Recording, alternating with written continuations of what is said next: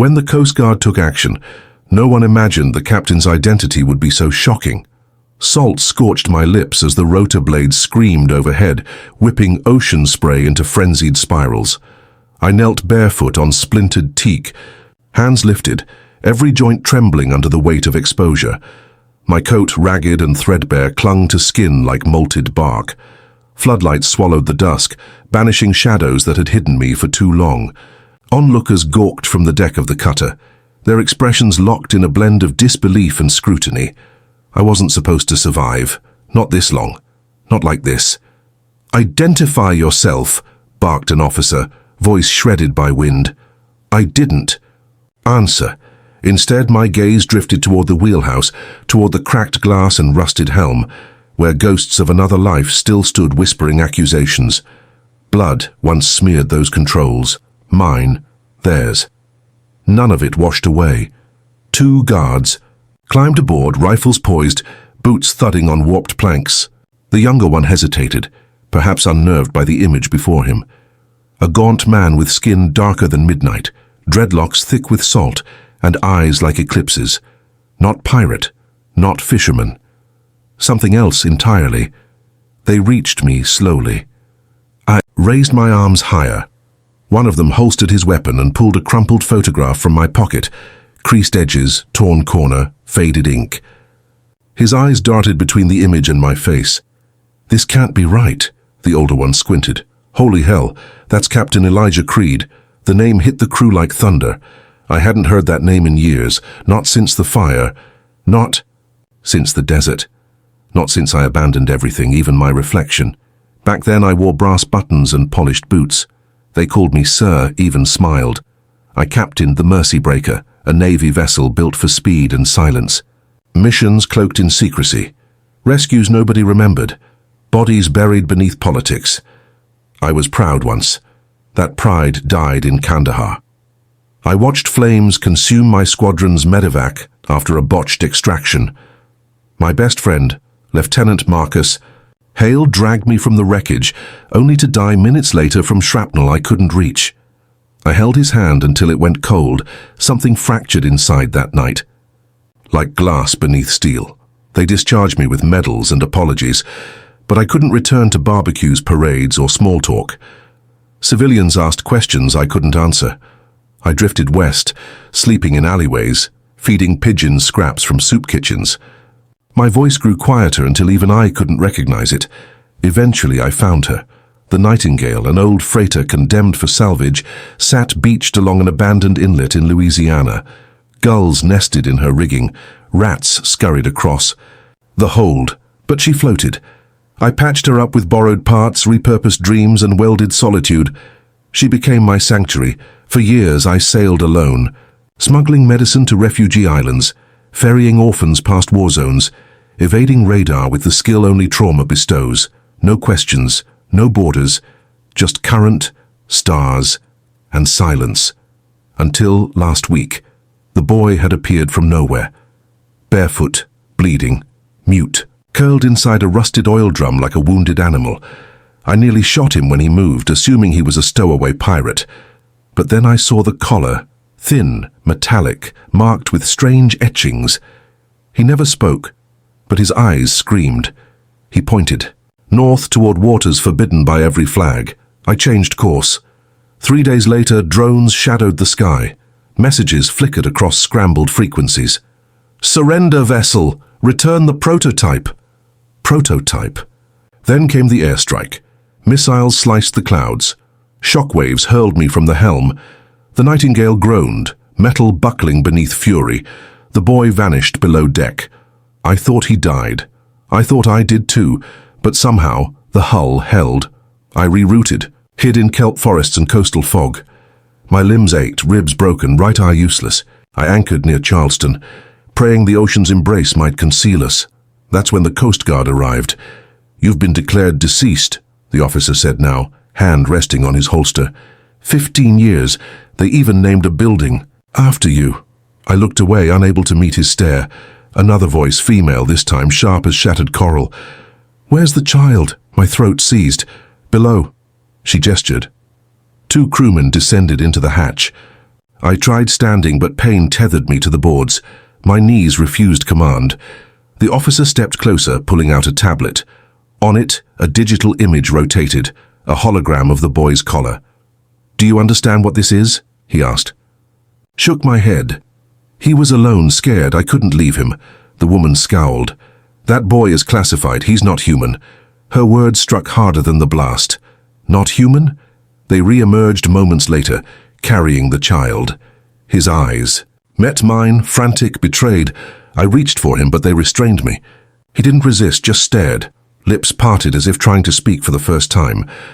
They wrapped him in a containment field. Blue light shimmered around his limbs. He vanished inside their shuttle like morning fog. "Don't do this," I whispered. No. One listened. "Now they label me traitor, fugitive, radical. Some will say I snapped. Others will say I died saving something I didn't understand. Both are correct. But the truth, I saw myself in that boy's eyes, lost, hunted, abandoned. Maybe he wasn't human. Maybe neither am I anymore. They'll twist the story, bury it. Beneath protocol, redact every heartbeat. But I'll remember the way he reached back as the door closed. I'll remember the tremor in his fingers, the unspoken plea. Whatever he was, he trusted me, and I failed him." Sirens faded behind steel corridors.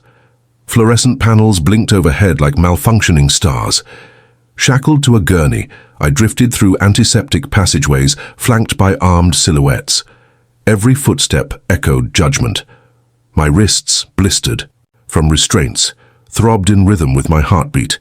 Defiant, erratic, stubborn. They'd taken my name, rank, memories. Everything remained sealed behind bureaucratic curtains. What persisted, however, was awareness. Fragments, sensations. Nightmares pressed against eyelids like frost on glass. "Subject exhibits cognitive lucidity," muttered a voice through a speaker. "Initiate debrief sequence Delta 8. A panel hissed. Brightness overwhelmed me. A lone figure emerged.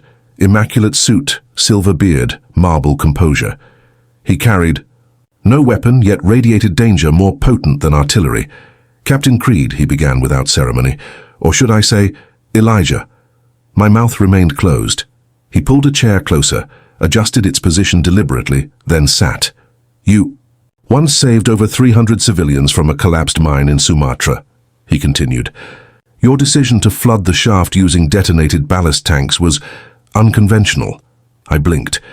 "You led recon into Syrian territory during Black Sand operations, recovered sensitive intel, lost 7 men, survived by swallowing a GPS transponder and playing dead under corpses." Still I said nothing. The man leaned forward, voice lowering. "So explain please why an American hero is now harboring a biomechanical prototype built by an enemy state." I met his gaze. "He wasn't an object." The man's eyes narrowed.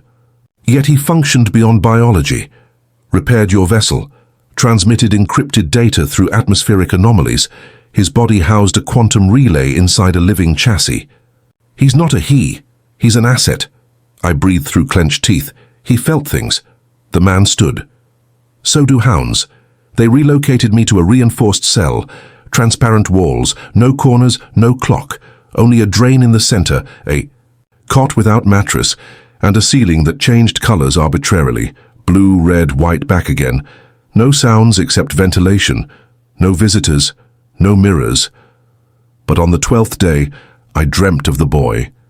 He stood on a shoreline surrounded by glowing whales. Storm clouds circled above, yet his expression remained peaceful. He raised his hand and light pulsed from his palm, carving symbols into sand. I couldn't decipher the markings, but something about them felt familiar.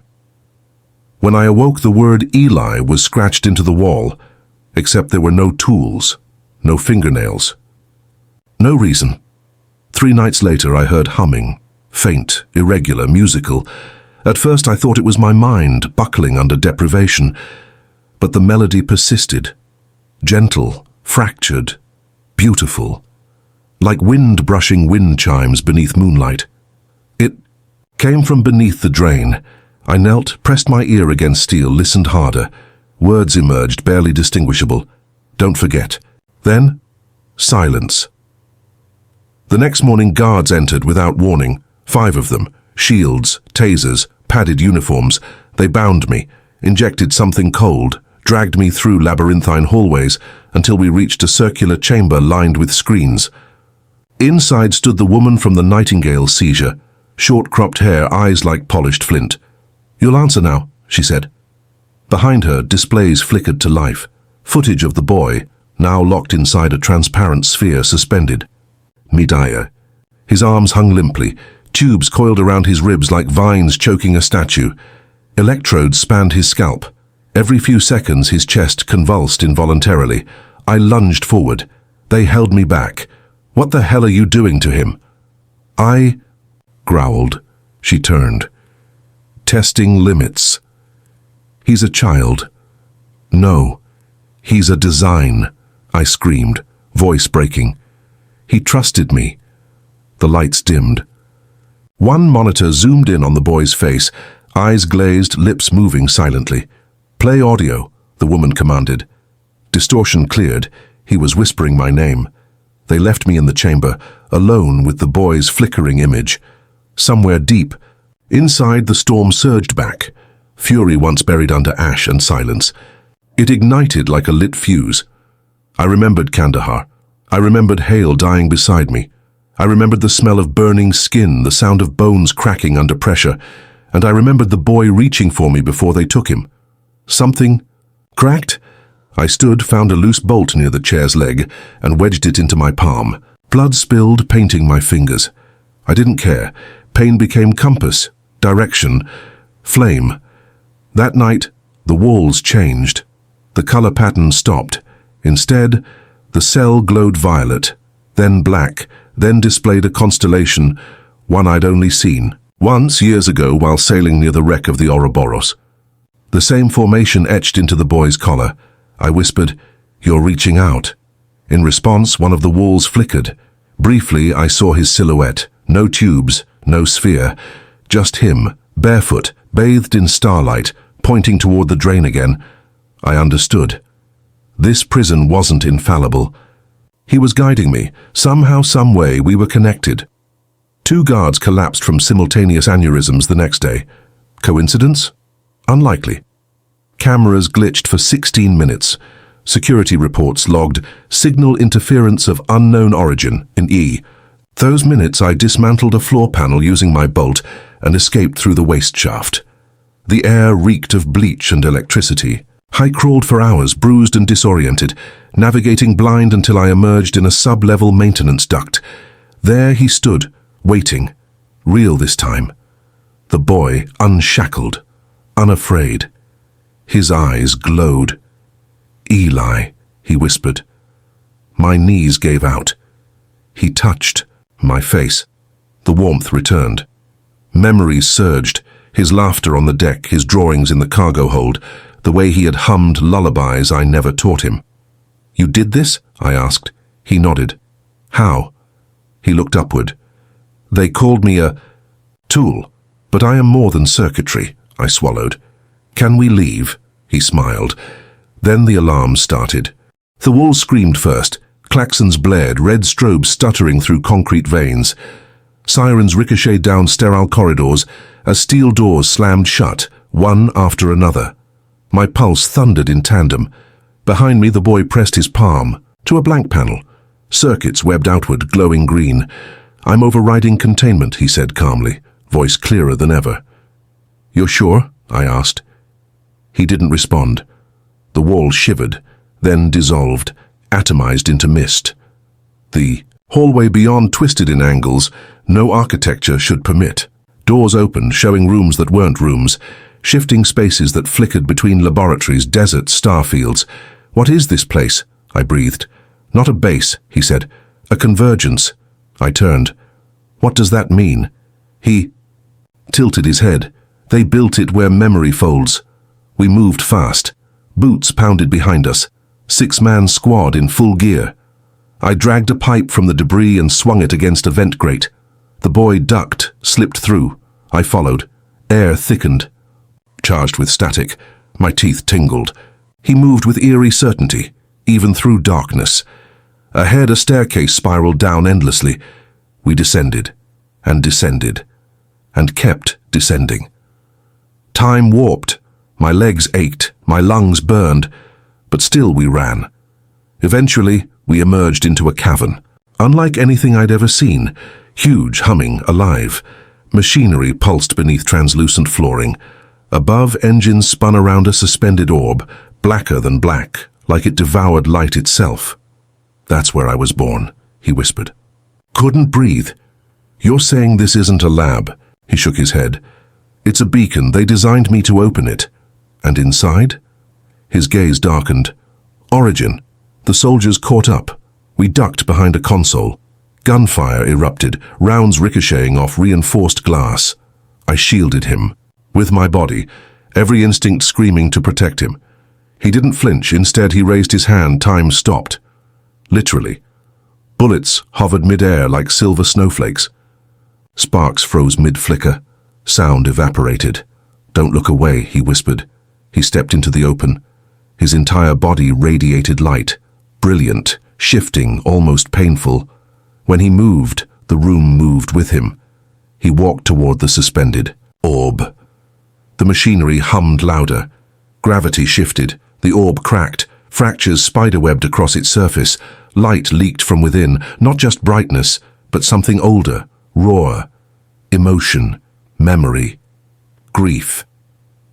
He turned toward me, voice carried on invisible waves. I remember everything now. Before they reprogrammed me, before the containment. I stepped forward, unsure if I was hallucinating. "I wasn't made," he said. I swallowed. "Then what are you?" His answer echoed. "I'm the last message." The orb exploded, not violently, no fire or debris. Instead, a pulse expanded outward. Every wall vanished. The room fell away. Space unfolded like paper burned at the corners. We stood inside something vast and impossible, a lattice of starlight. And sound, pulsing with memory. Around us images. Echoes of forgotten truths. A woman standing atop a flood-ravaged building, raising a radio above her head. A child offering bread to a limbless veteran in Jakarta. A soldier cradling a dying enemy beneath moonlight, whispering forgiveness. And then, me, on. The nightingale, staring across the ocean, searching for something I couldn't name. "You're showing me, Basa," I began. "Patterns," he finished. "You weren't supposed to forget them." Tears fell without permission. I felt weightless, like breath without lungs, music without notes. Suddenly we were back, the orb gone. The boy collapsed beside me, drained. Soldiers frozen mid-step, still caught in the stasis he had woven. "You can't stay here," I said, scooping him up. He opened his eyes. "Neither can you." I ran. Corridors blurred. Lights failed. Emergency systems overloaded. We reached the top floor, where an unguarded helipad shimmered beneath twilight. A small transport waited, unmarked, humming softly. "How did you—" "Called it? You're 10. 11, technically." I laughed, the first sound that felt real in weeks. We lifted off seconds before explosions consumed the facility. Below, flames danced through shattered domes. Choppers circled in the distance, scanning. I banked the aircraft west, toward ocean, away from their reach. The boy sat quietly, arms wrapped around his knees. I offered him water. He refused. "What, now?" I asked. He studied the stars through the window. "There's another." "Another facility?" He shook his head. "Another me." Hours passed. We landed on a desolate stretch of coastline. A lighthouse blinked in the distance. I recognized the place. Old station once used for clandestine comms. Long abandoned, perfect for vanishing. Inside, dust-blanketed rusted consoles. Hand-collapsed chairs. The boy walked to the center, touched the wall and opened a hidden panel. Behind it, a glowing sphere, identical to the one we saw break. "They planted these across the globe," he murmured. "Like seeds." I approached, cautiously. "And if they all open?" "They rewrite silence." I didn't understand. Not fully, but I believed him. He sat beside the sphere, eyes closing. "I need rest," I nodded. "I'll watch the door." He smiled faintly. "You always do." That night, I dreamed of snow. Not cold, not bitter, just quiet. In the stillness, I saw Marcus again, my friend, my brother in arms, standing beside the boy. Neither spoke, neither needed to. They simply looked at me, then toward the horizon. Beyond it, dawn waited, and something else. Something magnificent. By morning, the lighthouse stood guard over mist-blanketed waves. Seabirds cut through fog, calling in loops above weather-beaten rocks. Inside the stone tower, silence lingered like incense. The boy still slept, fingers curled against the spheres. Glow. I sat nearby, wrapped in a thermal blanket scavenged from storage, watching him breathe. I hadn't slept. Couldn't. Not when the air tasted like inevitability.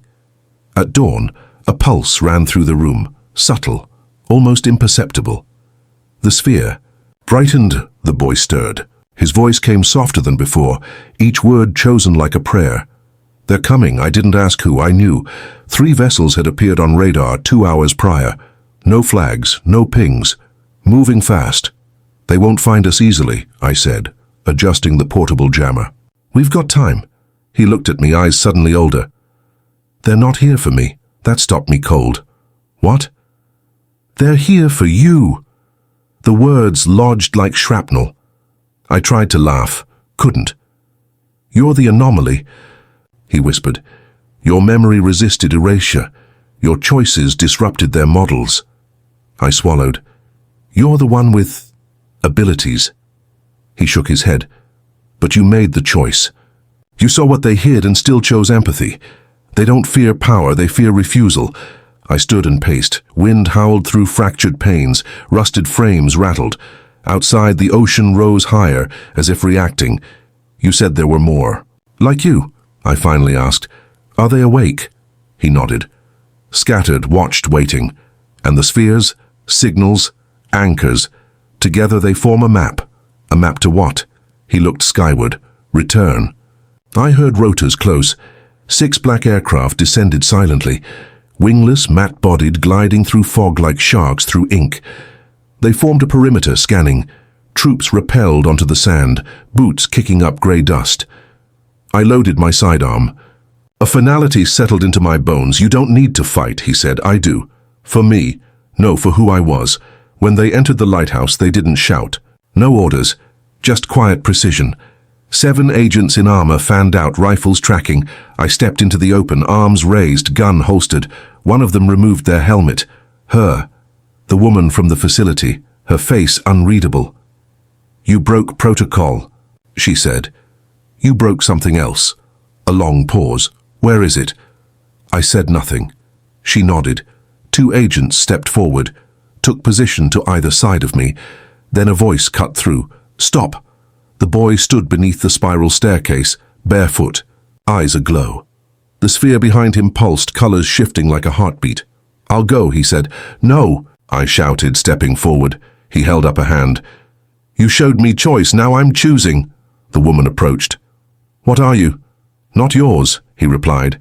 With that, the sphere shattered. Not violently, quietly, like a sigh of relief.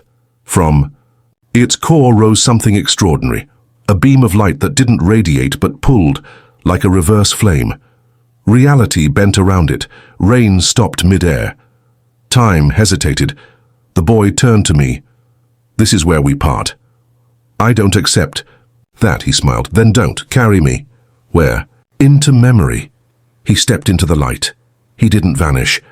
He unfolded, spread outward, expanded into every particle, into every molecule of sea, sky, wind, then gone. Just wind remained, and the woman lowered her weapon. Weeks passed. No broadcasts. No arrests, only denials. I became a ghost in a world designed for forgetting. No home. No name. Only memory. Sometimes in abandoned places, beneath old bridges, inside rusted train cars, I find strange symbols carved into stone, etched into bark, scrawled on walls. Familiar patterns. I trace them with my fingers. Still warm. Tonight, I sit on a rooftop above a flickering city. Neon reflects in puddles. Somewhere below, someone sings an old hymn. I close my eyes, listening. There, in the static between sounds, I hear him. Not words, just presence. Alive, infinite. My breath catches. Smile and whisper his name, Elijah.